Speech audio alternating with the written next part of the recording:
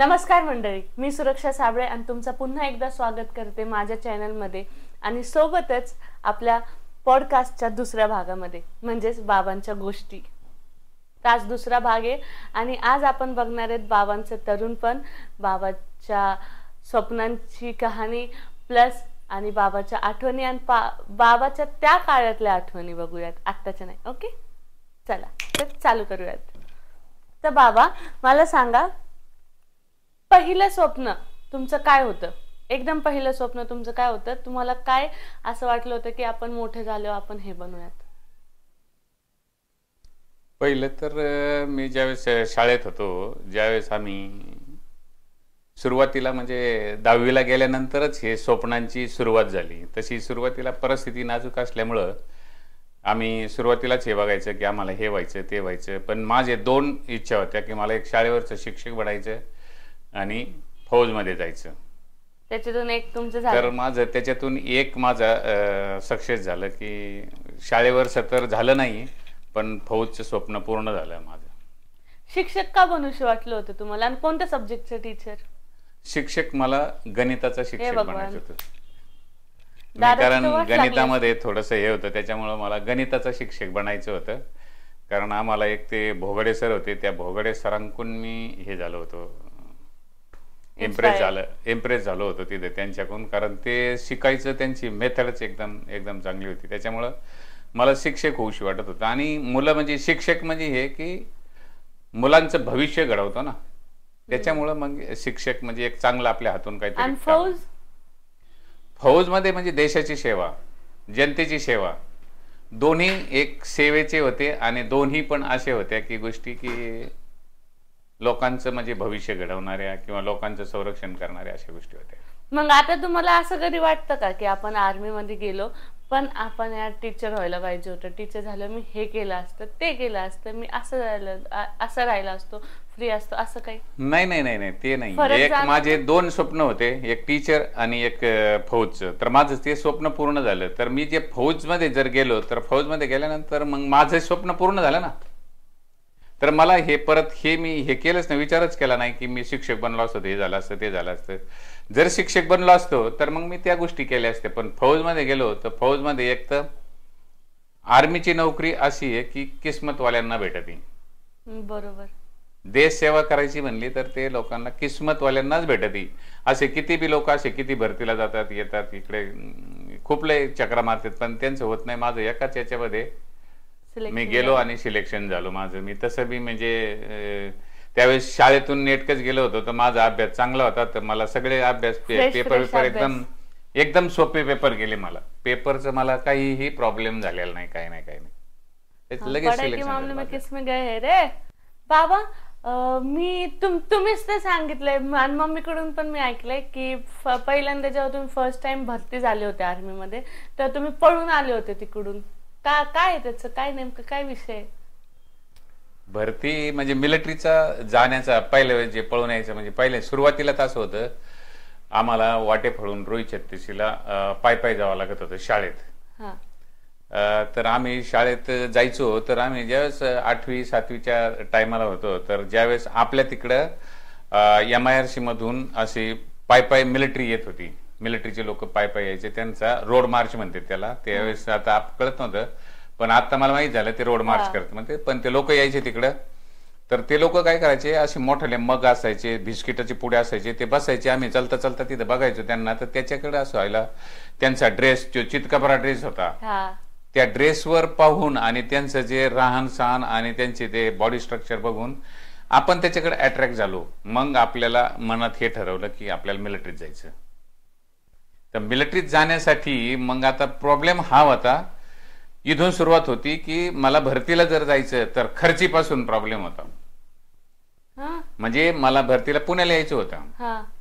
तर पुण्याला भरतीला जायचं होतं, तर नगरहून पुण्याला जर भरतीला जायचं तर त्यावेळेस काहीतरी 17 का 18 रुपये लागायचे नगर टू पुणा फक्त.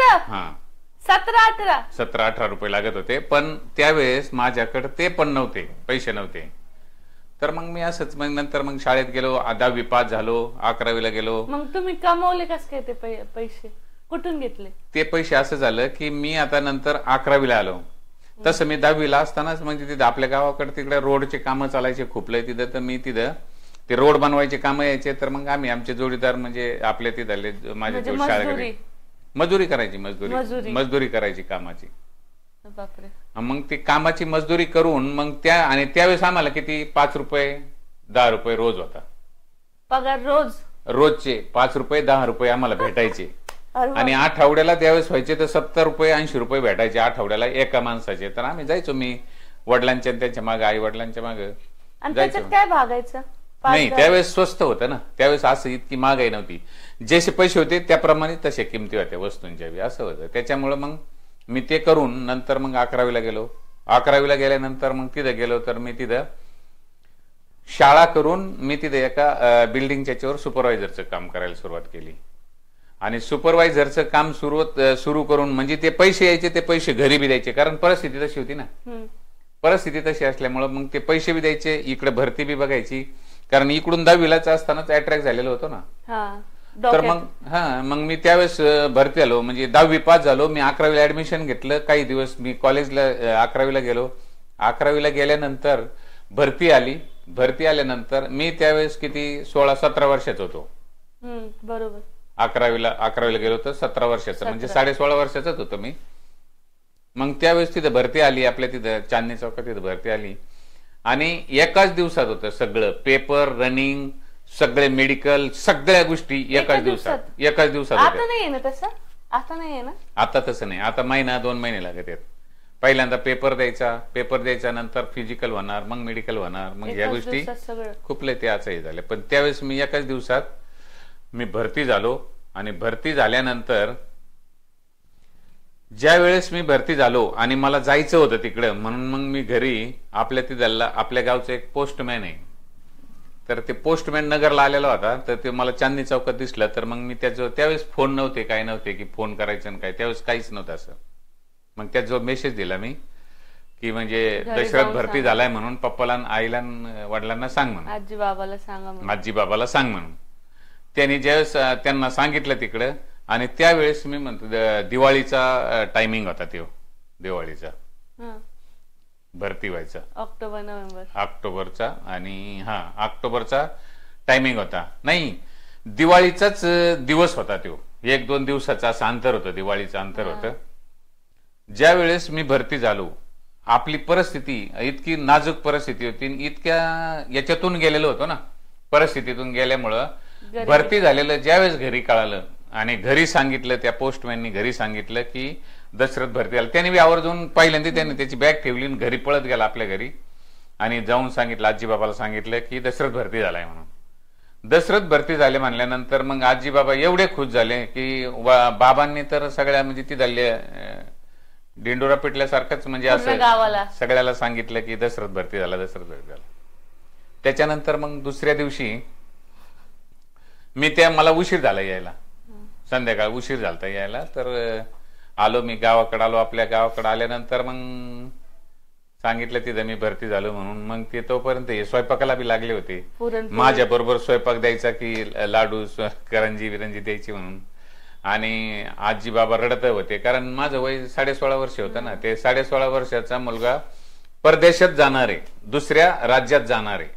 परदेशात नाही, दुसऱ्या राज्यात. त्यावेळेस त्यांचं होतं ना, तर म्हणजे आजी बापांचं बोलणंच असं की माझं मुलगा पलटणीत भरती झालं भाऊ.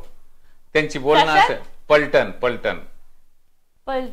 मिलिटरीला पलटण म्हणते ते, गावाकडे असं बोलतात पलटण. तर पलटणीत भरती झालाय, सगळ्याला सांगायचं असं तसं सांगितलं. दुसऱ्या दिवशी ज्या वेळेस मी निघालो होतो, मला वॉरंट देणार होते ते संध्याकाळी, पण आपल्या गावाकडून मला नगरला जायचं होतं आणि नगरला जाऊन तिथून वॉरंट घ्यायचा आणि स्टेशनवरून मला जायचं होतं. तर मी ज्यावेळेस आपल्या बस स्टँडवर आलो, तर बस स्टँडवर तुम्ही विश्वास नाही करणार, पूर्ण गाव मला सोडायला आलं होतं. पूर्ण गाव आपलं पूर्ण गाव तिथं सगळा, जस काय एक मेला लागतो ना, जत्रा भरती, तशी जत्रा भरत होती, अशी भरली होती. तर गाड्या येणारे तराने ते आसपासचे लोक उभं राहायचे, म्हणजे काय झालंय वाटेफळमध्ये असं. इतकी मला म्हणजे आपल्या बस स्टँडवर का? आपल्या वाटेफळच्या बस स्टँडवर. बापरे, पूर्ण गाव सोडायला आलत. आणि आजच्या तर डेट मध्ये म्हणजे लोक काही दुःख सुखच नाही, किती मोठी पदवी हासिल करा तुम्ही, किती मोठी डेझिग्नेशन, काही घेणं देणंच नाहीये बाबा, काहीच सुख दुःख नाहीये. त्यावेळेस आता वेळेच्या याच्यात आहे ना जमीन आसमानचा फरक झालेला आहे. त्यावेळेस म्हणजे असं होतं, माणसाला माणूस विचारित माणुसकी होती, त्यावेळेस माणुसकी होती. आता तर नाही माणूस. कुणी म्हणजे असं शेजारी पाजारी जरी असलं ना, तरी गाव जरी असलं, एखाद्याने जर काही जर केलं तर त्याला वाहवा करण्यासाठी, सगळं प्रोत्साहन देण्यासाठी गाव येत होतं, शेजारी पाजारी येत होते. लय आपुलकी होती, आपुलकी लोकात आपसमध्ये लय आपुलकी होती, पहिली लय आपुलकी. आता आपुलकी नथिंग. जाऊ द्या, सोडा आपले त्यांचे बाहेर डिबेट सुरू होईल ह्या बाबतीत, लगेच सुरक्षेला उचलतील. मग मी आता आपण तो टॉपिक सोडू, आपल्या टॉपिकवर येऊ. तर मी तुम्हाला काय विचारत होते की आता तुम्ही भरती झाले, तुम्ही भरतीत म्हणजे गेले, पहिली पोस्टिंग कुठे होती? लखनौला होती ना तुमची? नाही म्हणजे पण तुम्ही पहिल्यांदा पळून आले होते ना माघारी, मला ते ऐकायचंय. मुद्दा माझा तो आहे, कारण की मला मम्मीकडून तुमच्याकडून कळालं होतं. पळून आलेला विषय हा होता की मी ज्यावेळेस मला भरती झालो, मी सुरुवातीला नगरहूनच भरती झालो, आणि भरती झाल्यानंतर वॉरंट भेटला, मी ट्रेनिंग करायला गेलो सागरला गेलो होतो. मध्य प्रदेशमध्ये सागर आहे, त्या सागरला मी ट्रेनिंग करायला गेलो होतो. ट्रेनिंग तिथं 1 महिनाभर ट्रेनिंग केली मी तिथं. मी ट्रेनिंग केली, पण मी कमी वयाचा असल्यामुळं मग असं झालं तिथं की मला ज्यावेळेस इकडे मी पळत नव्हतो, तिथं रनिंग, सकाळी उठलं का रनिंग, रायफल काढणे, त्याचं जोडणे, त्याचं हत्यार हे करणं, साफसफाई करणं, म्हणजे ट्रेनिंगसाठी ट्रेनिंगसाठी होतं ते. आणि पळणं, सकाळी पीटी करायची, म्हणजे पीटी म्हणजे 5 किलोमीटर जायचं, पळायचं. बरं, एक खटी सडनली पळायचं म्हणल्यानंतर ते प्रॉब्लेम होतं. मी कारण इकडून शाळेतून गेलो होतो, कॉलेजमधून गेलो होतो, तर मग पाय म्हणजे असे होते की बाबा काय सांगायचं त्याला, इतके पाय दुखत होते. क्रॅम्प वगैरे येत असतात ना? क्रॅम्प नाही, म्हणजे असं पळता पळता मला इथं असं एक पायाला आहे ना, असं एक गोळा, असं मोठा असं गोळा आलता इथं. तर मग बनत होते तुमचे काफ? हा, तिथं पिंडरीच्या तिथं असं गोळा आला होता, आणि ते गोळा आल्यामुळे पळता पळता गोळा आला होता, तेव्हा रक्त गाठाळं होतं त्याच्यामुळे. म्हणजे ते एवढं पळायचं ते म्हणजे सवय नव्हती ना. इथं गावाकडे कशी सवय, एक खटी मिलिटरीत गेल्यावर तिथं सगळे फिजिकल फिटनेस असतं म्हणून त्याला व्यवस्थित ते म्हणजे हे करीत होते, ट्रेनिंग करून घेत होते.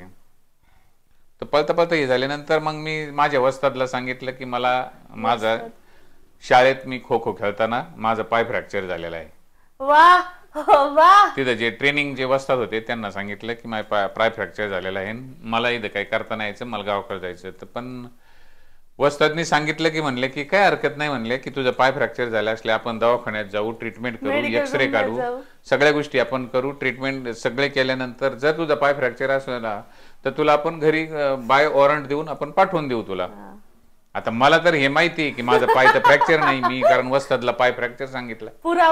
पुरावा म्हणजे आपल्या जो नाहीच आहे ना पाय, आपण एकदम फिट होतो. त्याच्यामुळं मग आता करायचं काय 1-2 दिवस असाच विचार करीत बसल्यानंतर आम्हाला ज्यावेळेस आंघोळीला इकडे तिकडे जायचं होतं, ते झाशी रोडवर होतं, ते तिकडे गेलो आम्ही.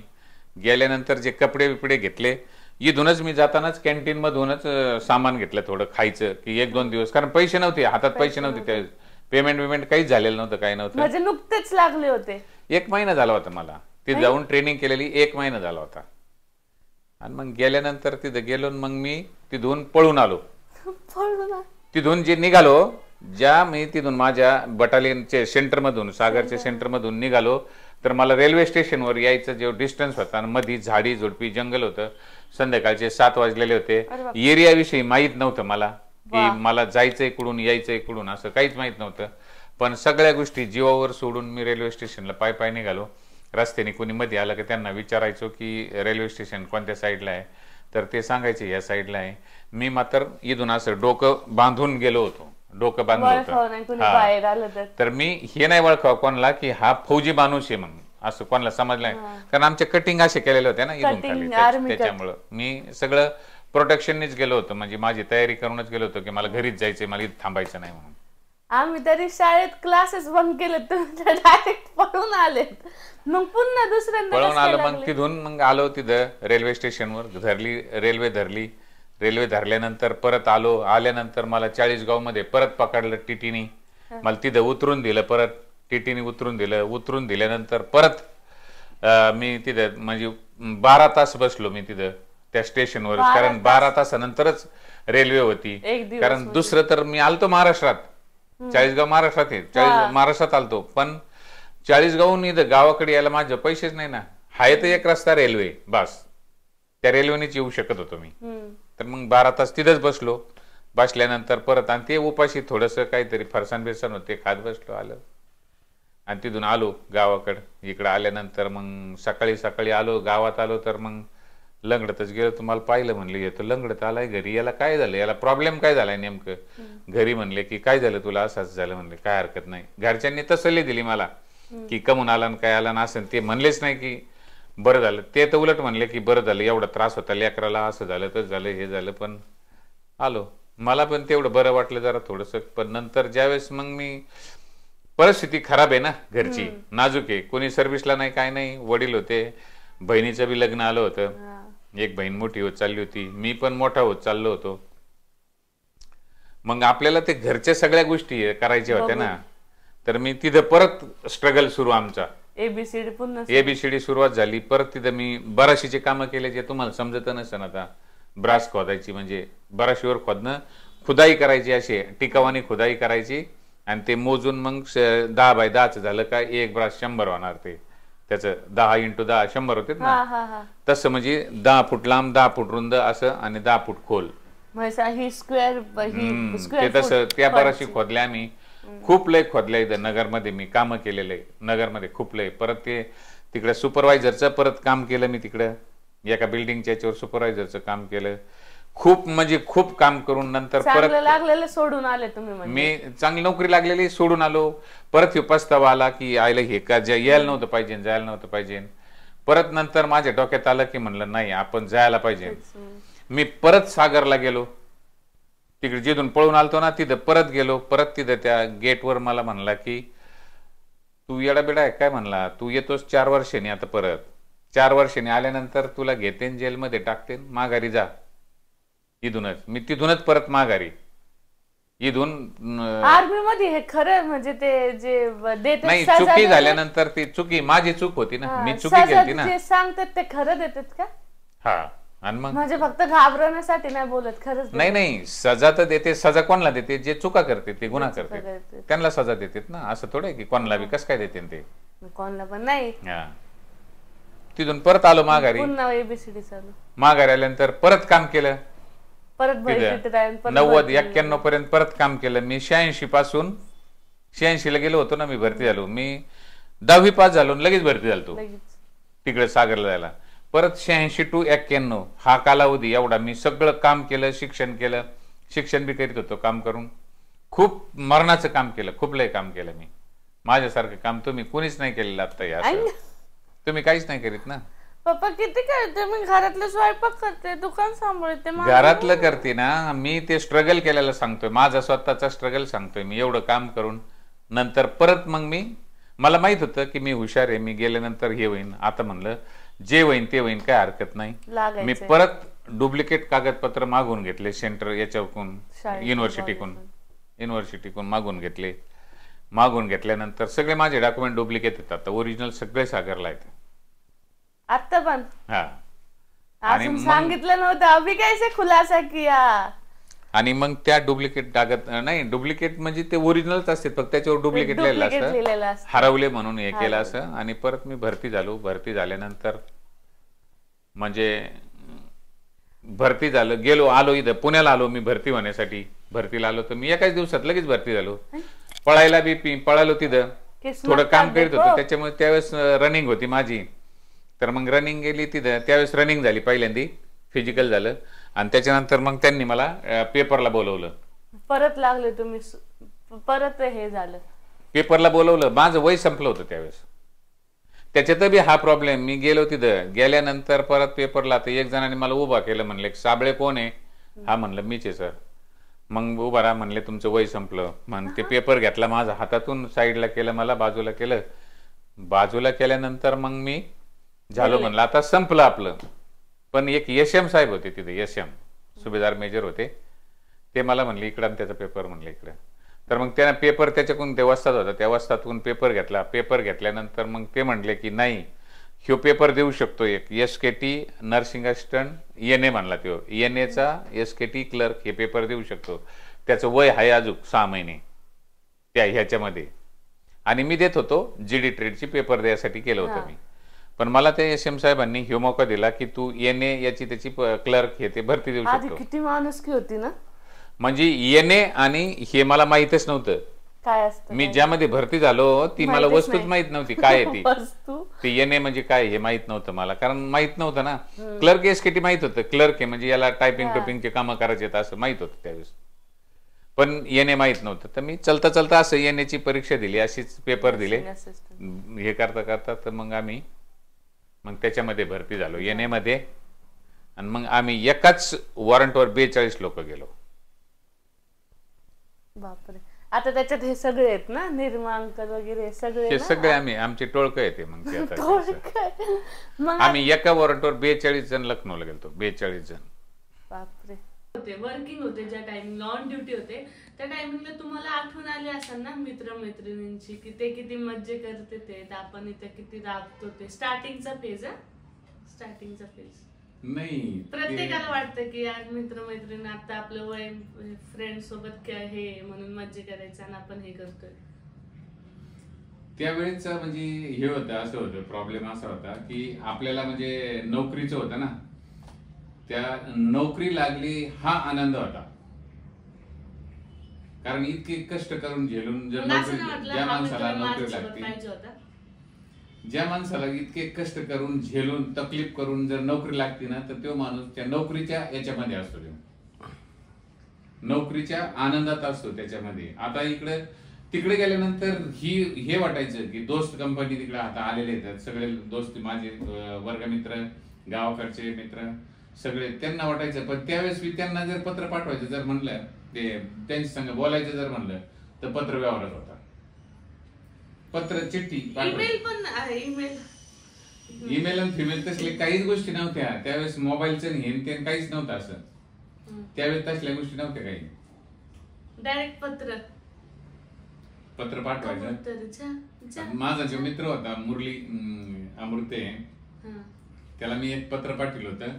मी सगळं पत्र इंग्लिश मध्ये लिहिलेलं होतं, पण ते इंग्लिश असं होतं, मी मी इथे इथे रोमन इंग्लिश मध्ये मी त्याला पत्र पाठवलं होतं इकडे असं. तर त्यावेळेस तो बी म्हणजे काय शिक्षक नव्हता, मी पण नव्हता, मी तर सर्व्हिसलाच होतो तिकडे, पण तो नव्हता त्यावेळेस ऑन ड्युटीवर नव्हता. पण त्याचा मोठा भाऊ होता, तर त्याच्या मोठ्या भावाने ते पत्र पाहिलं. म्हणलं, तो म्हणला की कोणाचं पत्र आहे, म्हणला दसऱ्याचं पत्र आहे. ज्यावेळेस त्याने, आणि तो इंग्लिशचा आहे बरं का, मुरली बी इंग्लिश, त्याचा भाऊ बी इंग्लिश, दोघं बी इंग्लिशचे येते. मग त्याने ज्यावेळेस पाहिलं म्हणलं आयला दसऱ्याचं, इतकं माझं हँडरायटिंग चांगलं होतं. मग हँडरायटिंग आणि इंग्लिश पाहिल्यानंतर म्हणलं आयला दसऱ्यात इंग्लिश, मिलिटरीत गेला लगेच इंग्लिशचं हे पाहिलं. ज्यावेळेस त्याने ते वाचलं, ते पाहिलं, अरे तर मराठी लागलं मोठ्याने हसायला. आता एकदम शेवटचा प्रश्न विचारते मी आजच्या पॉडकास्टच्या भागातला. त्या टायमिंगचे जे तरुण होते, त्या टायमिंगला जे तुम्ही लोक तरुण होते, यंगस्टर्स होते, तुमचे विचार आणि आता आमच्या टायमिंगचे जे आम्ही युथ आहे, आमचा जो युथ आहे, आम्ही जे यंगस्टर आहेत, आता त्या दोघांच्या म्हणजे विचार करण्यामध्ये काय फरक आहे? तुम्ही त्या टायमिंगला काय विचार करायचे आणि आता आमचे विचार कसे आहेत? चांगलं नाही, ह्या मोबाईल आणि कॉम्प्युटरमुळे सगळ्या विचारांची आदला बदलच होऊन गेलेली आहे आता. म्हणजे त्यावेळेचे विचार म्हणजे फक्त त्यावेळेस सांगितलं ना पहिल्यांदाच की त्यावेळेस आपुलकी होती खूप लय. आणि आताचे जे विचार होते की आता जसं खेळायचं जरी म्हणलं ना तरी एकत्र सगळेजण ह्यो आला पाहिजे, त्यो आला पाहिजे, सगळे एकत्र करून खेळणार. आणि आता मोबाईलच्या नादात सगळे येते, एकत्र येते सगळे. ते मोबाईल त्याच्या समोर येऊन उभा राहिलेला कळत नाही त्याला, तर तो काय दुसरी मैत्रीण आता दुसऱ्या तरुण विषयी काय करणार आहे, तो काय बोलणार आहे, दुसरं काय बोलणार. आता पण हे असं ना काहीतरी चांगली गोष्ट पण तर असं ना आमच्यामध्ये चांगली गोष्ट पडले ग्रहण नाही. चांगली गोष्ट आताची जर चांगली गोष्ट काही जर म्हणले तर फक्त मोबाईल आणि कॉम्प्युटरमुळे फक्त एवढं आहे की फॉरवर्ड तुम्हाला काहीतरी त्या गोष्टी दिसतात व त्याच्यातलं कळतं की आम्हाला काय करायचंय काय नाही. त्यावेळेस एकदम काहीच नव्हतं, फक्त वाचल्या. आणि आता आम्ही प्रॅक्टिकल आहेत, आत्ताचे आम्ही लोक, आम्ही मुलं जे आहेत, आम्ही लय प्रॅक्टिकल आहेत. जशाला तसे जे आहे ते आहे, रोखठोक एकदम, काहीच विचार नाही. मग तसं तुम्हाला आता समजा मला एखाद्याचा राग आला, मग मी रोखठोक बोलून मोकळी होते. वाईट वाटलं ते तुझी जबाबदारी बाबा, ते तू लागून घेतलं तुझ्या मनाला, माझं इंटेन्शन नव्हतं. मी एक्सप्लेनेशन नाही देत बसत समोरच्याला. मग तसं त्या पहिल्या टाइमला तुम्हाला असं काही वाटायचं का की हे म्हणजे बोलायच्या अगोदरच, चांगला असू वाईट असू, बोलायच्या अगोदरच तुम्ही लोक विचार करायचे? नाही, आम्ही पहिल्यांदाच असं ते नाही, तसं नाही. आम्ही पहिल्यांदाच हा विचार, ह्या गोष्टीचा विचार करायचा असतो. आणि याला असं बोलल्यानंतर वाईट वाटण बरं का, त्याला ते तसा विचार करीन बरं का, आपली दोस्ती संपन्न बरं का इथं. म्हणजे सगळ्या गोष्टी आज आलेल्या आहेत. आपण चांगलं खेळणं, आमचे त्यावेळेस काय आहे, त्यावेळेचे विचार, लहानपणीचे विचार तर असे होते ना की खेळायला एकत्र पाहिजे, दोस्ती तुटली नाही पाहिजे. त्यावेळेचे विचार, त्यावेळेस आणि आताचे विचार जर म्हणला जमीन आसमानचा फरक आहे. त्यावेळेचे आपुलकीचे विचार होते, आताचे विचार मतलबी विचार येतात. फक्त तेवढ्या पुरतं तेवढेच पोर आपले दोस्त कंपनीमध्ये मतलबी विचार येतात. बाकी आणि काळ तोच चांगला वाटत होता, तो काळ चांगला नाही असा. कोविडच्या अगोदरपर्यंत लय छान चाललं होतं, कोविडच्या नंतर बिघडले. होमी झाले ना सगळे. नाही, कोविडच्या नंतर नाहीये, मोबाईल आल्यानंतर बिघडले सगळं काम. मोबाईल तर आमच्या टायमिंगला पण तर होते पप्पा राव. मग मोबाईल आल्यानंतर कॉम्प्युटरचं युग झालं ना, त्याच्यामुळे ते सगळं बिघडी झाली. ते विचारांची लेनदेनच सगळी संपली तिथं. कारण ज्या वेळेस मोबाईल नव्हते, कॉम्प्युटर नव्हते, त्यावेळेस सगळे बसून गप्पा मारणार, एकत्र बसून गप्पा मारणार, सगळे एकत्र येऊन मग याचा विचार घेणार, त्याचा विचार घेणार, सगळ्याचे फॅमिलीचे बी, दोस्तांचे सगळे विचार घेणार आणि मग ते कामं करणार. आता विचार काही नाही, मोबाईलवर पाहिलं सगळीकडे, इकडे तिकडे टाकलं की काय याची गरज नाही, त्याची गरज नाही, संपलं. बर्थडे विश पण आता मोबाईलवरच होते. बर्थडे विश लग्नाच्या पत्रिका सुद्धा मोबाईलवरच येतात आता. कोणी जात नाही. आम्ही तर त्यावेळेस जायचो सायकलवर, पत्रिका घेऊन जायचो, तांदूळ घ्यायचो, पत्रिका नव्हती त्यावेळेस छापी, तांदूळ घ्यायचे आणि जायचे पाहुण्याकडे, हे जरा 25 तारखेला आमच्या मुलीचं लग्न आहे, लग्नाला यावं, बस निमंत्रण द्यायचं, यायचं मागे तांदूळ टाकायला हेच घ्या आणि हेच ठेवत जपून ठेवा त्या तारखेपर्यंत.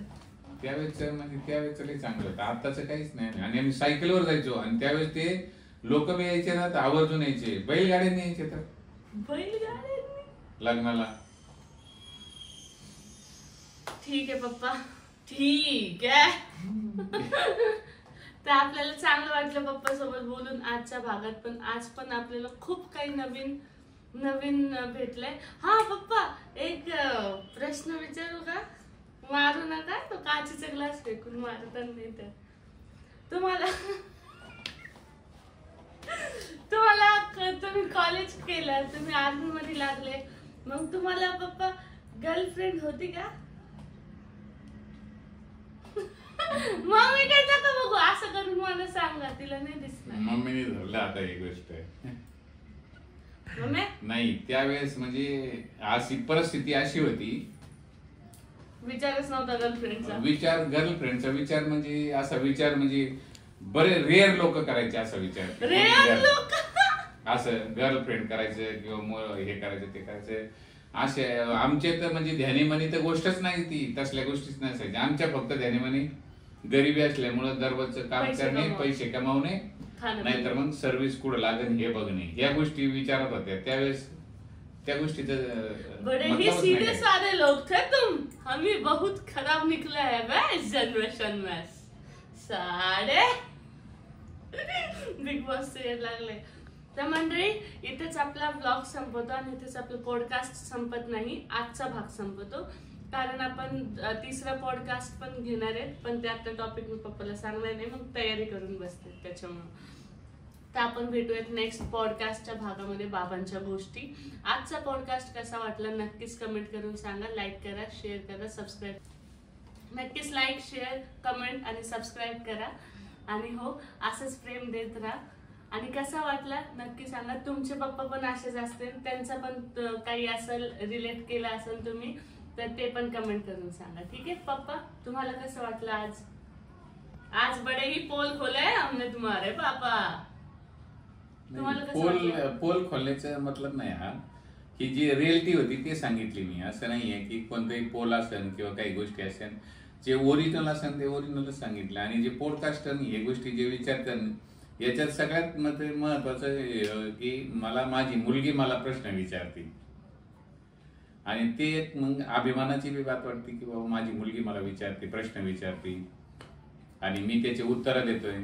जिला हाताला धरून चालवलेलं, जे वडिलांनी चालवलेलं आहे, तीच मला प्रश्न विचारते म्हणल्यानंतर त्या बापाचा बी एक गर्वच वाटतो बापाला मुलीविषयी ना. तर म्हणजे नमस्ते. तिथेच माझी स्क्रिप्ट संपती. तर नक्कीच दोन शब्द बोलून भाषण संपत माझं. आपण भेटूयात तिसऱ्या भागाच्या पॉडकास्ट मध्ये. ओके, तोपर्यंत बाय. धन्यवाद. डेली ब्लॉग्स बघा माझे. असं करू ना. धन्यवाद. बाय.